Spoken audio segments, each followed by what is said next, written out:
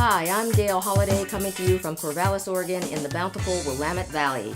Welcome to my show, Valley Views, a forum for sharing relevant topics relating to people and issues in the Willamette region. Hi, folks. Thanks for joining me today on Valley Views.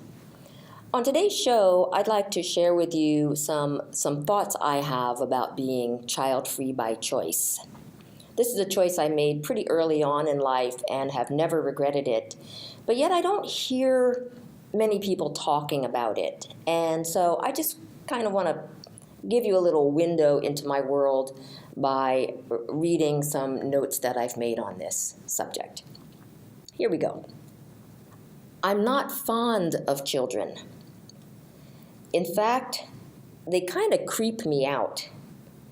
There, I've said it. I never have been keen on kids, even when I was a kid myself. I viewed them as kind of loud and grimy. Now, don't get me wrong, I would never harm a child, and I don't wish them harm. But I just don't want to see them, hear them, or raise them. And I guess since I'm talking about the other senses, I may as well talk about smell, because I've heard people talk about that new baby smell. Well, I think it's just the talcum powder they're smelling. For many parents, having kids is about as pleasant as eating a raw egg sandwich. Yet people continue to torture themselves by breeding, while child-free people are perceived as oddities by our society. With years of child-free bliss behind me, I proclaim that my lack of maternal instinct has served me well. It's enabled me to travel and experience lands and cultures vastly different from my own. The ability to try out varied careers of interest and cultivate truly gratifying hobbies and volunteer work. But too often, people who are child-free by choice are hounded by the mainstream to change our, quote, selfishly immature, end quote, ways. They'll say, "Isn't it about time you and Chris started that family?" Don't fall for it. As the saying goes, misery loves company. I'm child-free by choice, or I'll call it CBC. My husband is CBC. We were both that way independently before we met each other. I could never, for the life of me, think of any good reason to have a child. So guess what? I didn't have one. Seems simple, but society refuses to keep it simple for child-free individuals. If it's not their own relatives, when are you going to make me a grandparent? It's friends. Hey, what are you two waiting for? You're not getting any younger. Or it's society in general. For example, tax deductions for people with kids, work leave options that are unavailable for child-free folks. And let's not forget those socially normalizing slow-mo ads with those perfect families. With kids, of course. Eating and laughing together. That and the white picket fence are what we're told is normal, right? No matter how you slice it, society thinks there's something a little bit weird about those of us without kids. But let's face it, not everyone who can reproduce should reproduce, but an alarming number of people start unplanned pregnancies every single day. According to research from the National Center for Health Statistics, about 37% of births in the U.S. are the result of unintended pregnancies. Oops. Well, that oops may cost you over $250,000. According to a 2013 U.S. Department of Agriculture report, it'll cost well over $241,000 for a middle-income couple to raise a child for the first 18 years of its life. And let's face it, it's never over after 18. They never leave.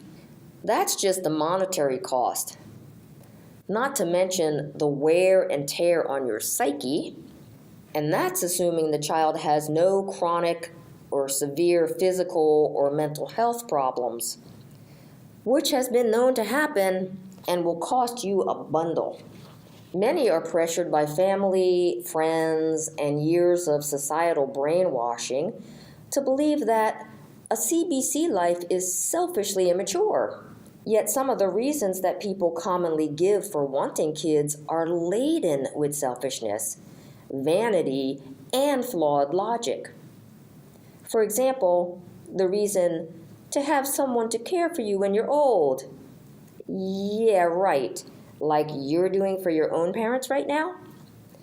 Or to keep the family lineage going, because everyone thinks their DNA is the best. Who are we to think we're so special? So vain that we feel obligated to pass along our poor qualities, flat feet, diabetes, propensity toward cancer, high cholesterol, and the like, onto a next generation. Now, am I suggesting that perfection be a criteria for reproducing? No way. But let's get real. Everyone wants to think their kid will be a brilliant scientist, superstar athlete, or actor, singer, dancer, entertainer extraordinaire. But face it, your kid is more likely to go to prison, or at the very least be hopelessly mediocre, than be a Nobel Peace Prize winner. I was 9 years old when the realization struck me like, my God, I don't like kids. Here I am, a kid myself, and I don't relate to other kids hardly at all.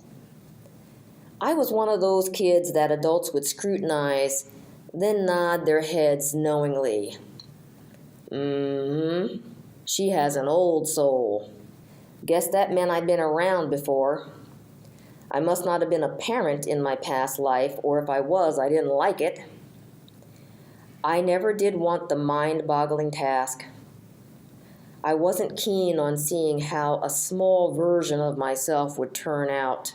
I didn't feel it necessary to have my name or my genes carried forth. Babysitting was a one-time disastrous event. When I was 13, I got roped into babysitting for the next-door neighbor's 8-year-old boy. The stint lasted less than 2 hours. I wanted to slay the little brat before 20 minutes had passed. As the neighbor was paying me for my services, I thought, my God, you couldn't pay me enough to do this again, let alone do it every day and without pay, like a mother would do. Most people, upon declaring that they want to be child-free, are met with a series of predictable responses. If they're in their 20s, it's, oh, you'll change your mind. If they remain child-free into their 30s, folks say, you still got time. In their 40s, they hear, better start cranking them out, time's a-wasting. If you still fail to produce after this point, it's, how can you be so selfish? You're missing out on the best thing in life. Excuse me, but from where I sit, the best things in life are good health, a spiritual connectiveness, contributing your skills and natural talents to a calling of your choice, a loving partner, true friends, a cat curled up on your lap, food in the cupboard, not more than you need, but enough. Did you notice the absence of the word children on that list? I was about 20 years old when I broke the word to my mom. Don't expect any grandkids out of me. Oh, you'll change your mind, she replied. No. Hear me. There will be no grandkids out of me, Mom. I'm telling you now so you don't get your hopes up. Well, she knows me, so I only had to tell her those 2 times. She respected my choice, never bugged me again, and enjoyed her life without the pitter-patter of grandkids. So I have to close now. But I hope you'll join me next week for part 2 of my observations and story of being child-free by choice.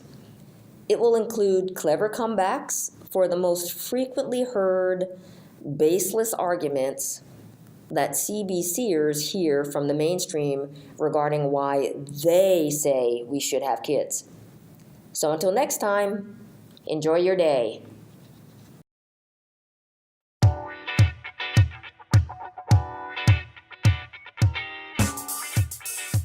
You've been listening to Valley Views. I'm your host, Dale Holliday, and I'd love to hear from you.